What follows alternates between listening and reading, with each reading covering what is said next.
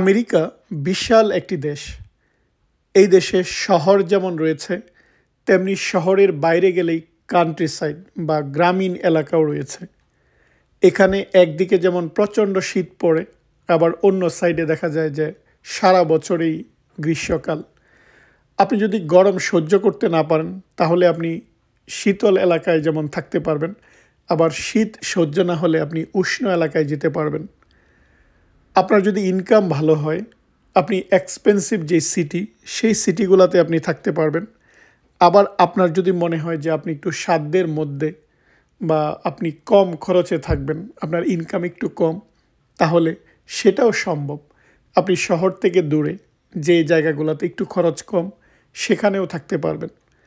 বাংলাদেশিরা দেখা যায় যে নিউ ইয়র্কের মতো যে জনবহুল শহর, এখানেই প্রথম এসে বসতি গড়ে তুলেছে। এটাই পৃথিবীর বা নিউ ইয়র্ক, যেটাকে আমরা বলি যে নিউ ইয়র্ক নগরী পৃথিবীর রাজধানী এবং আমেরিকারও প্রধান অর্থনৈতিক ও সাংস্কৃতিক কেন্দ্র, কিন্তু ব্যয়বহুল। তাই এই ব্যয়বহুল সিটি থেকে অনেকেই দেখা যায় যে একটু দূরে চলে যায়। আর নিউ ইয়র্ক থেকে কাছাকাছি যে শহরে লোকজন যায়, যে নিউ ইয়র্ক স্টেটের মধ্যেই, সেটা হচ্ছে বাফেলো। 1990 সালের দিকে অনেক বাঙালি অভিবাসী যারা, তারা এই যে নিউ ইয়র্ক শহর থেকে প্রায় 400 মাইল দূরে, যেটা যে কানাডা সীমান্তের কাছে বাফেলো শহর, সেই শহরে বসতি গড়ে তোলে। একটা সময় এখানে বাড়ির দাম খুবই কম ছিল। অর্থাৎ নিউ ইয়র্ক শহরে যেই টাকা দিয়ে আপনি বাসা ভাড়া দিবেন বা বাসা ভাড়ার টাকা দিয়ে আপনি এই যে নায়াগ্রা ফলসের পাশে বাফেলো যে শহর, সেই শহরে আপনি বাড়ি কিনতে পারবেন বা বাড়ি কেনা যেত।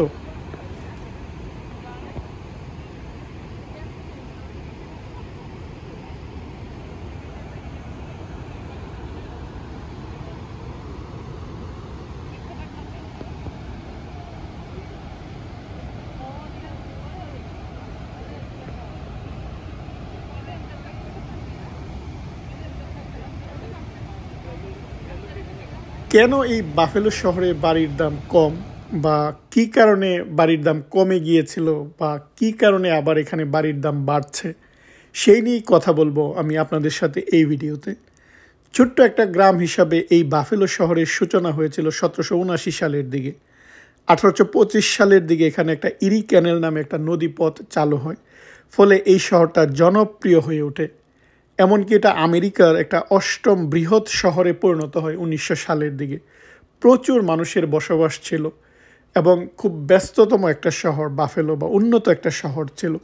কিন্তু পরবর্তীতে আটলান্টিক মহাসাগরে নতুন সমুদ্রপথ চালু হওয়ার সাথে সাথে এই যে বাণিজ্যিক দিক থেকে উন্নত যে শহর, সেটা আবার গুরুত্বহীন হয়ে যায় এবং লোকজনের যেহেতু কাজ কমে যায় বা চাকরি কমে যায়, কর্মসংস্থান কমে যায়, তখন লোকজন দেখা যায় যে বাফেলো থেকে অন্যদিকে যাওয়া শুরু করে। আর সেই সাথে সাথে এখানে বাড়ির দাম কিন্তু কমতে থাকে। 1990 সালের দিকে এই ঘটনাটা ঘটে যে লোকজন এই জায়গা থেকে চলে যেতে থাকে। আর তখনই কিন্তু বাঙালিরা এই সুযোগটা নেয়। তারা নিউ ইয়র্ক থেকে এসে এই যে বাড়িগুলা তারা কিনতে শুরু করে। এমনকি অনেক বাংলাদেশি দেখা যায় যে 50টিরও অধিক বাড়ির মালিক কিন্তু তারা হয়েছে। যেটা বললাম যে হয়তো নিউ ইয়র্কে সে যেই টাকা দিয়ে ভাড়া থাকতো, সেই ভাড়ার দামে এখানে সে তখন বাড়ি কিনতে পেরেছে।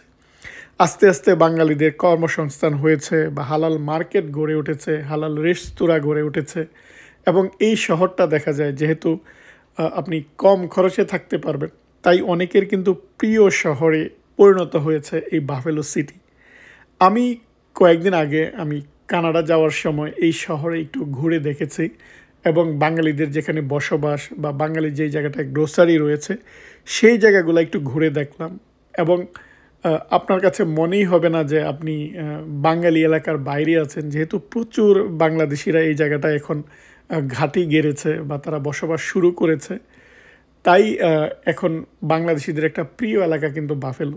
বিশেষ করে যখন প্যান্ডেমিক এলো, অর্থাৎ করোনা ভাইরাস আসার পরে, অনেকেই কিন্তু যে একদম সরাসরি এই জায়গাটায় ক্যাশ টাকা দিয়ে বাড়ি কিনেছে।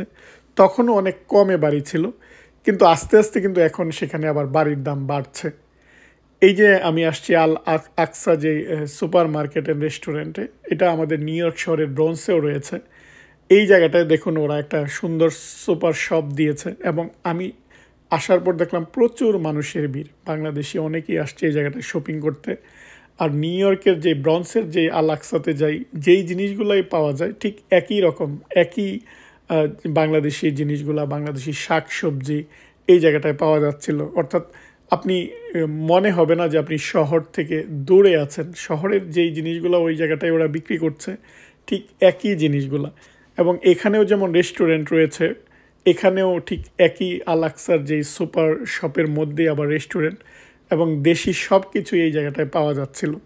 ফলে দেখুন একদম সেম এনভায়রনমেন্ট।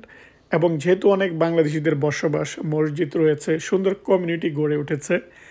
আর অর্থাৎ প্রচুর মানুষ কিন্তু এখনও মুভ হচ্ছে এই যে বাফেলো সিটিতে।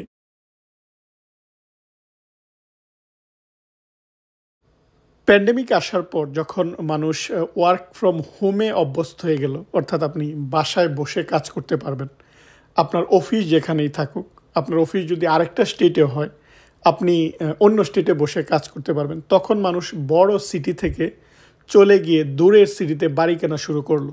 যেমন ধরুন কেউ হয়তো নিউ ইয়র্ক সিটিতে সে চাকরি করে, কিন্তু সে ফ্লোরিডা থেকে অফিস করছে, ফ্লোরিডা বাড়ির দাম কম, সেখানে বাড়ি কিনে ফেললো। বা আপনার অফিস হয়তো ক্যালিফোর্নিয়া, আপনি থাকছেন আরেক স্টেটে। তাই অনেকেই তখন এই যে বাফেলো যেই জায়গাগুলোতে বাড়ির দাম কম, সেখানে তারা মুভ হয়ে বাড়ি কেনা শুরু করে। আর এটা যখন শুরু হলো তখন কিন্তু এই যে বাড়ির দাম আবার বেড়ে গেল আস্তে আস্তে। বাড়ির দাম কিন্তু সব জায়গাগুলোতে, যেই জায়গাগুলোতে বাড়ির দাম কম ছিল সেখানেও কিন্তু বাড়ির দাম বেড়েছে। কারণ লোকজন ওয়ার্ক ফ্রম হোম করতে পারছে, বাসায় বসে সে দূরে কাজ করতে পারছে, ফলে তার দূরে থাকলেও কিন্তু সমস্যা নেই। ফলে নিউ ইয়র্ক সিটি থেকে অনেকে এই জায়গাটায় গিয়ে বাড়ি কেনা শুরু করলো। ফলে বাড়ির দাম যেটা হয়তো আগে কম ছিল সেটা 25% বা 30% বেড়েছে। অর্থাৎ আগে এক সময় যেটা ছিল 1990 সালের দিকে, যে নিউ ইয়র্ক শহরে আপনি যেই টাকা দিয়ে ভাড়ায় থাকতেন সেই টাকায় বাফেলোতে বাড়ি, সেটা এখন আর নাই। আমি মূলত নায়াগ্রা ফলস দেখার জন্যই যাচ্ছিলাম এবং সেটা আমার দেখার উদ্দেশ্য হচ্ছে কানাডার সাইড থেকে। ফলে স্বাভাবিকভাবে আমি বর্ডার অতিক্রম করে যখন কানাডায় ড্রাইভ করছিলাম, দেখুন হঠাৎ করে এখানে পার কিলোমিটার অর্থাৎ যে রোডের স্পিড সেটা কিলোমিটারে দেখাচ্ছে। আমেরিকায় যেটা হচ্ছে মাইলে, কানাডা সেটা কিলোমিটার। জাস্ট আপনি একটু বর্ডার ক্রস করবেন, অনেক কিছুরই কিন্তু এই জায়গাটায় পরিবর্তন। আর এক সময়ের আমেরিকার প্রধান 10টি শহরের মধ্যে ছিল বাফেলো, এতই ব্যবসায়িক কেন্দ্রে ছিল। তারপর দেখুন হঠাৎ করে এটা এমন শহরে পরিণত হয়ে গেল যে আমেরিকার যেই 10টি শহরে সস্তায় বাড়ি পাওয়া যায় তার মধ্য থেকে একটা শহর হয়ে গেল বাফেলো। আবার কিন্তু সেটা অন্যদিকে মোড় নিয়েছে, আবার এখানে বাড়ির দাম বাড়ছে। আমাদের মানুষের যেই বসতির কারণেই কিন্তু এই জিনিসগুলো এরকম হয়। যেখানে কর্মসংস্থান বাড়ে লোকজন সেই দিকে যায়, আবার যেখানে কর্মসংস্থান কমে যায় লোকজন আরেক জায়গায় বসতি গড়ে তোলে। এটাই পৃথিবীর নিয়ম। আমরা ভ্রাম্যমান এক জায়গা থেকে আরেক জায়গায় কিন্তু যাচ্ছি। আজ এই পর্যন্তই।